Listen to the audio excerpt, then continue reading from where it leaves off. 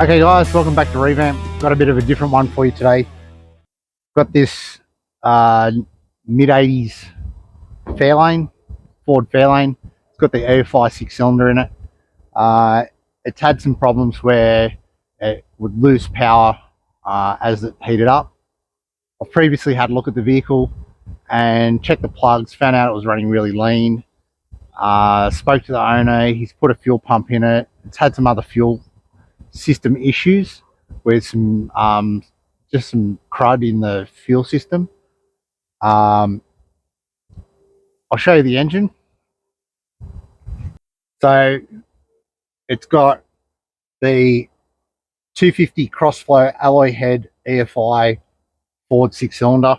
Now these engines were based on basically the Ford 6-cylinder right from the early Mustangs and Falcons, and realistically a version of this went all the way up into the early 2000s, and even some design areas even went on to the now infamous Barra, or famous Barra.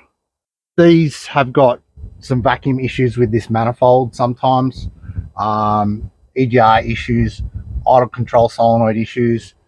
So we're just gonna, what we're gonna do, we're gonna pull this off, because when we were test driving it before, I found by putting a line clamp lightly on the return line, it basically fixed the problem. So we're going to pull it all apart. We've got some new gaskets. I'm actually going to get the injectors cleaned because they had some crud in them. So what I might just do is set up the camera and just pull it apart, and we'll get those injectors out. I'll show you a few of the things that I think go wrong with these things, and yeah, we'll try and get this Falcon going.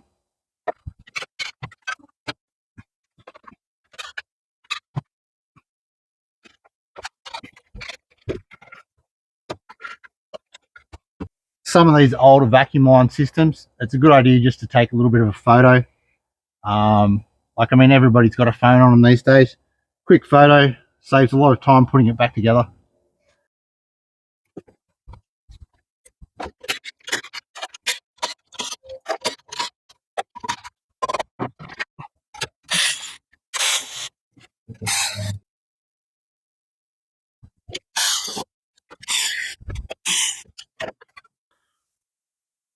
Now I've numbered these tubes because each one is individual. Some of them in the middle might be very much the same. Pretty sure the outer ones are definitely different. But besides, I've just marked them so that it's easier to go back together. Now you probably don't have to take these off, but to get the injectors out, but we've got all new gaskets for this anyway, so I want to make sure it's got no vacuum leaks.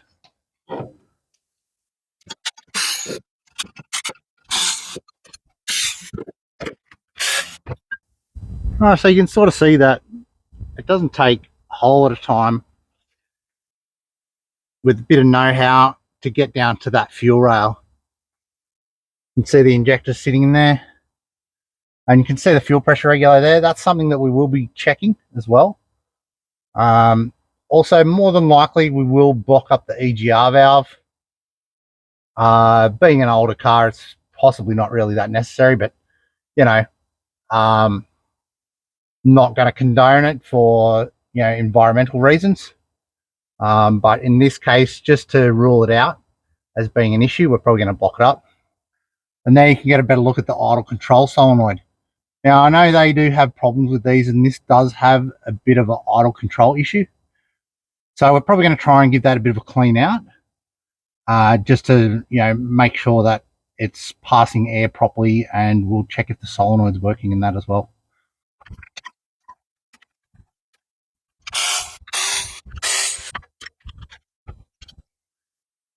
Here we go. This is our injector situation. You can see, for starters, we have 3 different looking injectors. We have a black case one, 3 blue case ones, and 2 yellow case ones. Actually, 1 beige and 1 yellow. So one of our first things when getting the injectors checked is going to be make sure that they're flowing the same. because it's not going to run real well if they're all different. You can also see the tips of some of them quite dirty. You can see the seals are quite flat and loose fitting on the injector. Like, look at this one here. Like, you know, that's not really going to seal in the manifold very well. So we're going to get those injectors off to Wayne at A1 Automotive and Marine. You may remember he did the engine dynoing for both the LS in Jimmy's Commodore and the blown engine for the one tonner. If you haven't seen them, put a link in the corner. So we'll get them off to him. I'll probably take the whole rail, to be quite honest. I might see if he can check that fuel pressure regulator as well, make sure that's operating properly. Just on a small note, the fuel that's coming out of the rail looks fairly clean, so I'm less concerned about debris in the fuel system than I was. But like I say, we'll still check all that and make sure it's okay. So I wasn't going to take this half of the manifold off, but this car has had the engine changed at one stage, and I just want to I've got a new manifold gasket, so just on a double checking kind of stakes, we'll put a new manifold gasket on there as well.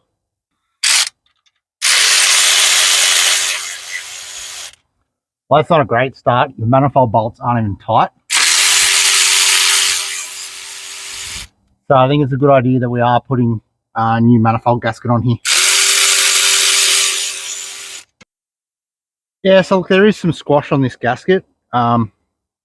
Looks like it did get replaced when the engine was changed, but they were very loose and like it literally just fell off then. So we'll clean this up, maybe clean everything up on it, and new gasket, and we'll know it's good.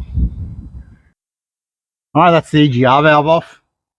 You can see it's pretty much looking blocked up anyway, but we will make a little plate that goes there to just to, you know, realistic the amount these cars get driven and the problems that can happen with these older emissions items. You know, obviously in your area, if you have major emissions issues, realistically the amount this car gets used, I'm not that concerned, and it will probably have better emissions and run better with this EGR blocked off than having an EGR that doesn't work properly. All right, guys, I've got my parts boxed up, got my injectors, manifold pieces, the EGR valve, the idle control motor, those kind of things. So we'll get those injectors off to, like I said, Wayne at A1 Automotive and Marine. He'll clean them up and check that they're all the same. And we'll go through all these parts, clean the throttle body, clean everything, make it look good, clean all the old gasket off, that kind of thing, just to make sure all vacuum leaks are gone.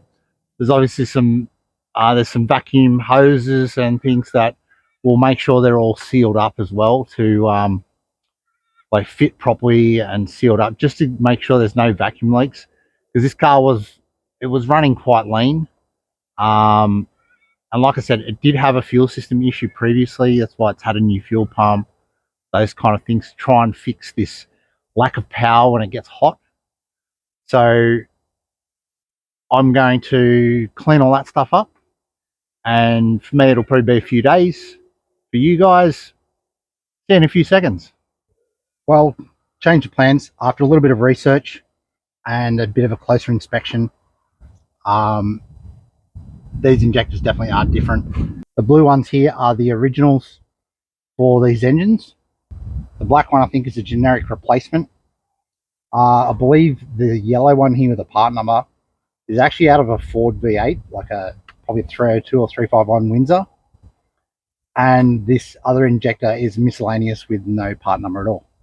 Now, it was decided that we're already looking down a new set of injectors, but after some research, I actually found that not only are they different part numbers, different body colors, which for a Bosch injector is usually an indication of the flow rates and stuff, or the particular type of injector. The yellow injector, in particular, has a completely different resistance reading to the 3 blue injectors. So straight away we know it's definitely not the right one for the model. So we decided to go with a new set of injectors, and then upon pulling them out, I actually found out possibly the main problem with this car. Bit hard to see. I'll put a photo in as well. It might be a bit easier to see. All the tops of these injectors, where the fuel goes in, is clogged with rust and dirt. So they were never working properly anyway, and they were all odd.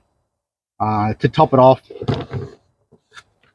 in the fuel rail was all rusted. I've actually got the boys to try and sandblast inside this rail as best as possible, then flushed it out so that we don't have rust getting right through. These rails are nigh on impossible to get in good condition. They pretty much all got rust in them. So this is the route we've had to go. So as you can see, really new injectors was the best route to go. And we have actually found a physical problem with the fuel system to try to explain why it's running so lean. So I've cleaned up all my parts, and it's probably a bit boring to just show you the reverse of pulling it all apart again. So I'm just going to put it all back together, and I'll show you some of the key points in putting it together, or some of the things that we might change. So I'm going to get into putting in the pieces of manifold, injection rail, injectors, that kind of thing. And hopefully we can fix this running lean problem.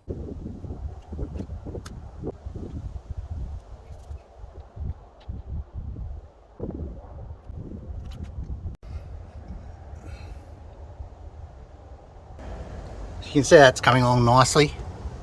Used a little bit of sealant on the gaskets just to make sure they do seal up. There is I'm a bit not quite sure about these vacuum lines. It appears that I don't actually have enough vacuum lines for the number of fittings that I have around. So I might have to try and find a vacuum hose diagram or something like that to get the right spot. So apart from the fuel system that we've found those issues with, the one thing, I think I mentioned it before, I just put a blocking plate just in the EGR valve. Now, modifying emission systems is not really the done thing, but this is a 1980s EGR valve. It's outdated, most likely not working properly, and I want to eliminate all chances of any sort of vacuum style leak. So we've also given the throttle body a clean, and I've also cleaned out the idle control motor that sits up the back about there somewhere.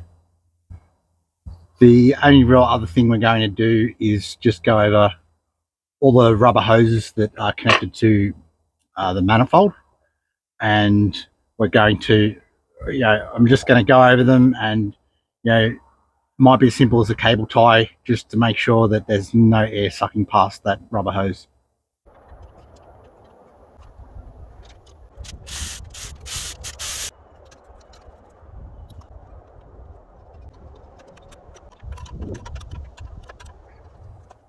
Yeah, so we actually finished it the other night and got it running. It was, after sundown and was dark at the time. I'm working on the car outside. So the owner actually took it for a drive, let it warm right up, took it for a drive. He's really happy with how it performs. I've come back today just to double check the timing and the kickdown. So I've given them a slight tweak, and so probably be more happy with the performance now as well. But I was really happy with how it drove. It drove smooth, had power. And, you know, it goes to show that sometimes looking at the basics, like, you know, reading what a spark plug says can save a lot of money and effort. You know, another shop actually changed the engine for a secondhand engine to try and fix this lack of power problem. And with the information of knowing that there was bad fuel in the tank, knowing that the fuel pump had been replaced, had a new fuel filter that had been full of leftover junk from the tank, you know, I knew there had to be a fuel system problem somewhere. And, you know, it just so happened we had to pull the manifold apart, and that would take care of any vacuum leaks as well.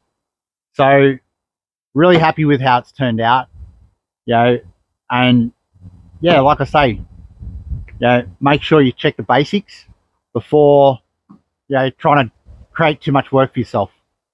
Yeah, I know this isn't what we normally sort of do on the channel.